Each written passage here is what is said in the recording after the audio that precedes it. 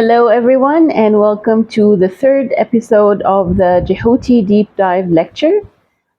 Today, I felt to share with you my foundation in developing my intuition, which leads to this very mystified psychic ability. Um, the thing is that we as humans possess this ability naturally, but because of our history throughout the ages, the history, um, this has become a very frowned upon ability because it takes on the feminine form, and the feminine form is very endless. It's limitless. You cannot contain it. You cannot justify it. You cannot give it evidence. And this is exactly what started diminishing within the human race since the start of the patriarchy. With the start of the patriarchy, other than the religious concepts that we talk about and know about, this whole thing started with diminishing our feminine abilities, whether we are men or women. So we grew more dependent on logic, on what is physical, on what can be touched, on what can be seen with the physical eyes. And this is how also real faith in God, in spirit, in the universe started diminishing as well. Because faith, by definition, requires that you believe in something that is not seen.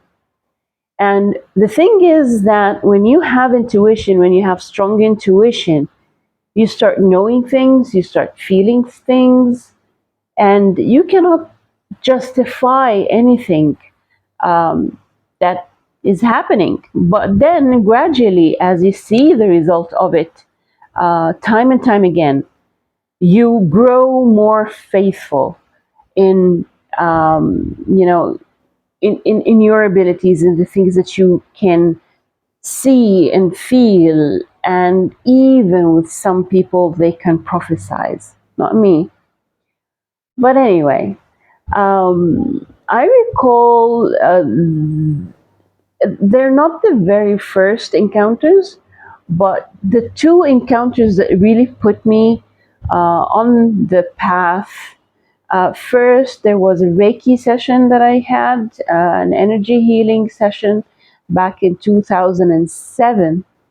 And it just amazed me how the lady was working on my body, not touching me. And then she kind of figured out what was wrong with me. I'm like, what? Like, how does this happen? And I knew that she was an educated person, and I was studying for my master's degree at the time. And if I thought to myself that if I wasn't educated and if she wasn't educated, I would have said that she was practicing magic. But I knew that there was something more that I just couldn't grasp at the time. And then when I started meditating in 2008, my teacher at the time, he would talk to the group. We would be standing all together, and then he would point at someone and he would say, "You have a question." And she would be amazed, like, because she would have a question. So to me, that was a direct superpower. I had no idea how it worked. And then I attended a workshop, I think around the same year, 2009 maximum, with an American lady. And it was a workshop on developing intuition. So she helped us practice on each other and sense the physical aura, the body aura for each of us. And to my surprise, I was always the first one who would tell where the auric field would end for a person.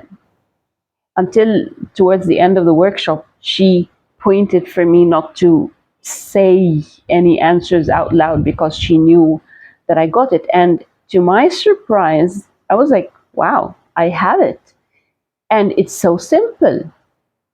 And it just depends on you trusting a very weird thing that most of us have put on pause to the extent that we don't even know it exists anymore.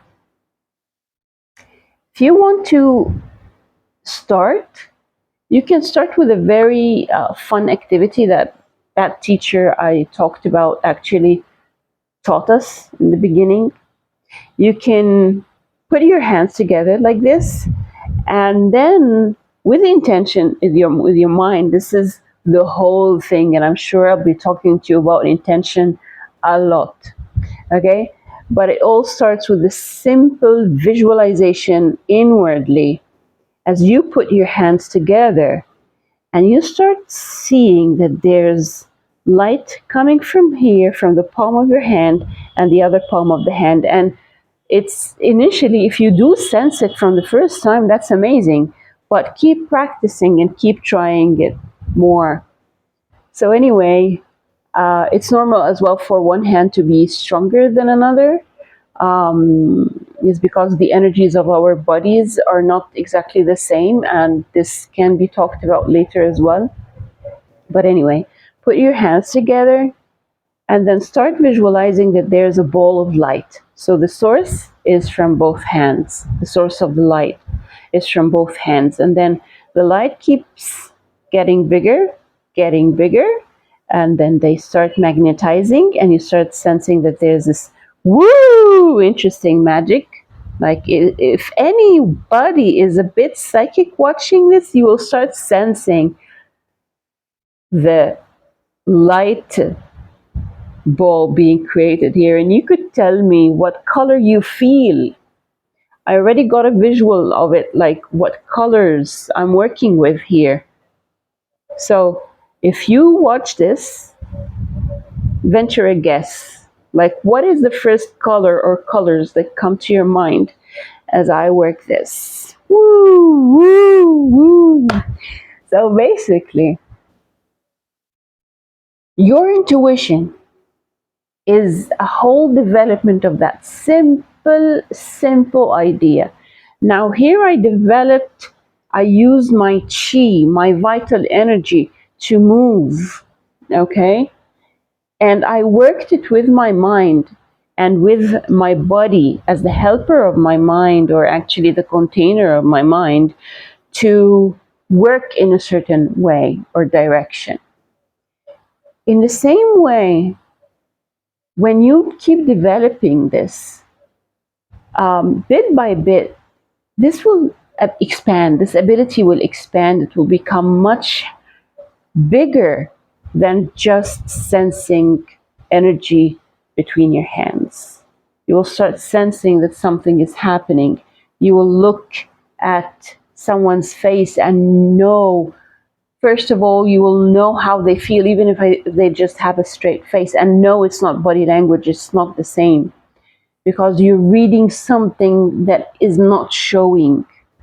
Um, and then it will develop even further, and you will start connecting to the history of that person, or you will sense that there's a place where I shouldn't go. And a big note here is that when you start sensing things about what you should do or shouldn't do, you will not always understand why or why not.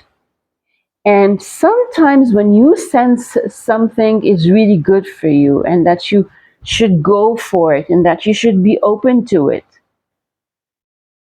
do not be upset when it goes wrong, because the universe takes you in the path of fulfilling your karma, not necessarily pure bliss from the start.